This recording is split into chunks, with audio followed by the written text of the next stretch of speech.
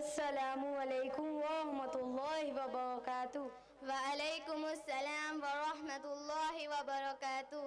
શું આફિયા બહેન ખૈરિયતમાં છો? બસ તમારી દુઆ છે મહેક બહેન. આ તમારી છોકરી ખુશનુમા છે હે ને? હા બહેન. માશાઅલ્લાહ કેટલી મોટી થઈ ગઈ છે. સલામ કરો બેટા માસીને. अस्सलामु अलैकुम वरहमतुल्लाहि वबरकातुह मासी। वालेकुमुस्सलाम वरहमतुल्लाहि वबरकातुह। मदरसा जाओ છો બેટા? हाँ जाऊँ છું માસી। माशाअल्लाह बेटा, अल्लाह તમને દીનદાર બનાવે। આમીન। ક્યાં જઈ રહ્યા છો મંતશા બહેનના જોડે? આ પહેલી શેરીમાં શહેનાઝ બેનના ઘરે તાલીમ છે તો ત્યાં જવું છે, પણ તમે છોકરીને લઈને ક્યાં ચાલ્યા? ભાઈની છોકરીના લગ્ન છે તો આને લઈને બજાર કપડાં લેવા જઈ રહી છું। આફિયા બહેન, જુઓ હું તમને એક વાત કહું, ખોટું ના લગાડતા। હા બોલો ને બહેન, એમાં શું ખોટું લગાડવાનું? ખોટું લાગશે તો બે રોટલી વધારે ખાઈ લઈશ। જુઓ બહેન, તમે પડદા વગર બજાર જઈ રહ્યા છો અને તમને ખબર છે બે પડદા औरत પર અલ્લાહની લાનત ઉતરે છે અને અલ્લાહ પાક એ औरतને પસંદ પણ નથી કરતા જે પડદા વગર ઘરેથી બહાર નીકળે છે। લો, આમણે પણ ચાલુ કરી નાખ્યું મને ભાષણ દેવાનું। આ ભાષણ ક્યાં છે બહેન? સાચી વાત તો કરે છે મંતશા બહેન। તમારે પડદો કરીને ઘરેથી બહાર નીકળવું જોઈએ, કેમ કે औरतों પર પડદો ફર્જ છે। માય લાઈફ માય ચોઈસ, મારી જિંદગી મારી મરજી, પડદો કરું કે ના કરું તમને શું પેટમાં દુખે છે? જુઓ બહેન, તમે ગલત ફહેમીમાં છો। આ જિંદગી તમારી નથી, આ જિંદગી અલ્લાહ પાકે આપી છે, તે માટે તમારી મરજી નહીં ચાલે, અલ્લાહની મરજી ચાલશે। તમને આ કહેતે શરમ આવવી જોઈએ કે મારી જિંદગી મારી મરજી। ઓ હેલો, બસ કરો ઠીક છે ને? બહેન બહેન કરું છું એનો મતલબ એ નથી કે તમે મારી માં બની જાઓ। અને અહીં બજાર તો જઈ રહી છું, મુંબઈ થોડીક જવું છે તો આખી પેક થઈને જાઉં। જુઓ બહેન, એમાં ગુસ્સે થવાની કંઈ જરૂરત નથી, અને હા, હું તમારી માં નથી પણ બહેન જરૂર છું, કેમ કે બધી મુસલમાન औरतों આપસમાં બહેનો છે, તો હું નથી ચાહતી કે મારી કોઈ બહેન જહન્નમવાળા રસ્તા પર ચાલે, બસ એ માટે હું તમને સમજાવું છું। અલ્લાહ પાકે પડદો ખાલી મુંબઈ જવા માટે ફરજ નથી કર્યો, તમે બજાર જાઓ કે અહીં કहीं જાઓ, પડદો જરૂરી છે એ માટે કે કોઈ ગેરમહરમ મર્દની નજર આપણા ઉપર ના પડે। તો તમે મારા એક સવાલનો જવાબ આપો કે ખાલી પડદો મુસલમાન औरतों માટે જ કેમ છે? અલ્લાહે કેમ પડદો ફરજ કર્યો? એનું શું કારણ છે? જુઓ બહેન, અલ્લાહે પડદો આપણી હિફાજત માટે ફર્જ કર્યો છે અને અલ્લાહના નજદીક આપણો મર્તબો છે। હું તમને બતાવું કે પહેલાના જમાનામાં औरतोंની કોઈ ઇજ્જત જ નથી। તમને ખબર છે, જ્યારે કોઈ છોકરી પેદા થતી તો તેને જીવતી જમીનમાં દફન કરી દેતા હતા અને છોકરીને મોટી કરવી ખુદની બેઇજ્જતી માનતા હતા અને મોટી औरतोंને તો ફક્ત નચાડીને કમાવવાનો જરિયો બનાવતા હતા।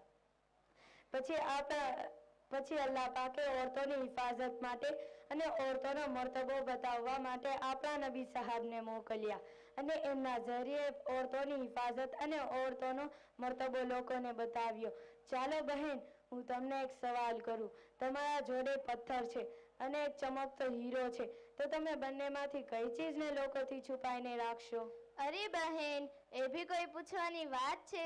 હું લોકોથી હીરાને છુપાવીને રાખીશ, કેમ કે તેનું વેલ્યુ છે, પથ્થરનું કોઈ વેલ્યુ નથી, તો તેને છુપાવીને રાખવાનો શું મતલબ? હા તો બહેન, બસ એમ જ તે અલ્લાહના નજદીક औरतोंની વેલ્યુ છે, એ માટે અલ્લાહ પાકે औरतोंને છુપીને એટલે કે પડદામાં રહેવાનો હુક્મ આપ્યો છે। જેમ કે લોકો સોનું, ચાંદી અને ખજાનાને લોકોથી છુપાઈને રાખે છે તાકે લોકોની નજર એના ઉપર ના પડે અને ચોરી ના કરે, એમ જ અલ્લાહ પાકે औरतोंને પડદામાં રહેવાનો હુક્મ આપ્યો છે તાકે લોકોની ગલત નજર એના ઉપર ના પડે। તમારી વાત બિલકુલ સાચી છે, પણ તમને ખબર છે પડદામાં કેટલી ગરમી થાય છે અને મારાથી તો બિલકુલ ગરમી બરદાસ્ત નથી થતી। હા તો તમે સોચો, જ્યારે તમારાથી દુનિયાની ગરમી બરદાશ્ત નથી થતી તો આખિરતની ગરમી કઈ રીતના બરદાશ્ત કરશો? શું તમને જહન્નમની આગના બારામાં નથી સાંભળ્યું કે જહન્નમની આગ એટલી ખતરનાક હશે કે આગમાં નાખ્યા પછી કોઈને દુનિયાની આગમાં નાખવામાં આવે તો એ ચેન અને સુકૂનથી રહે? દુનિયાની આગ તો જહન્નમની આગના મુકાબલામાં એસી છે, એસી. મને તમારી વાત સમજમાં આવી ગઈ બહેન. હવે જ્યારે પણ હું સોસાયટીથી બહાર નીકળીશ ત્યારે પડદા સાથે નીકળીશ. પણ તમને ખબર છે, સોસાયટીમાં રહીને પડદો કરવો તો ખૂબ જ મુશ્કેલ છે. થોડીક વારમાં ઘરની બહાર નીકળવું પડે છે. ઘરનો સામાન લેવા દુકાને જવું પડે છે. દિલાભાઈ અને સુલતાનભાઈને ત્યાં બકાલું લેવા જવું પડે છે. એ માટે સોસાયટીમાં રહીને પડદો કરવો તો ખૂબ જ મુશ્કેલ છે. મારી બહેન, જે કામ જેટલું મુશ્કેલ હોય એ કામ પર અલ્લાહ પાક એટલું મોટું જ ઇનામ આપશે અને એટલા જ રાજી થશે. અગર કોઈ ઓરતને કામ ઓછું હોય, બહાર જવાનું ઓછું હોય તો એ ઓરત માટે પડદો કરવો આસાન છે.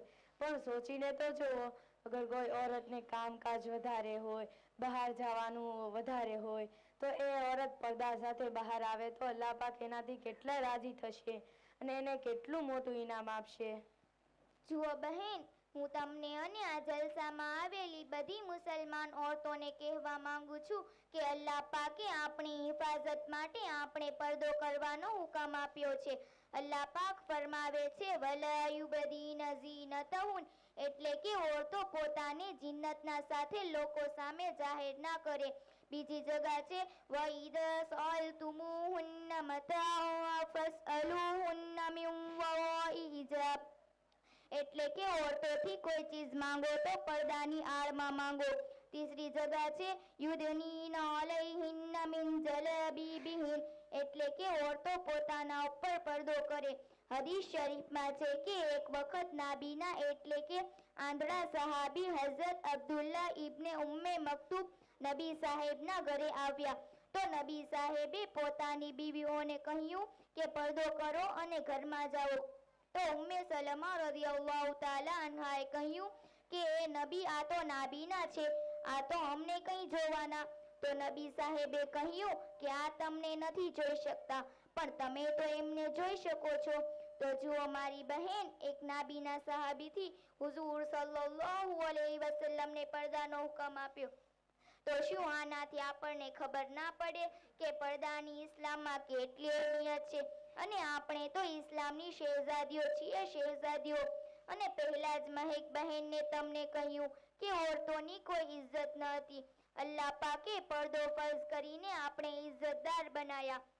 હવે આપણે એનો હુકમ માનશો તો એ રાજી થશે અને જન્નતમાં દાખલ કરશે, અને એના હુકમ પર અમલ નહીં કરવે પછી જહન્નમમાં નાખવામાં આવશે. હવે આ આપણા ઉપર છે કે આપણે જન્નત વાળો રસ્તો પકડવે છે કે જહન્નમ વાળો રસ્તો. તમે તો મારી આંખો ખોલી નાખી બહેન. મને તો ખબર જ નહોતી કે પડદો આટલો જરૂરી છે.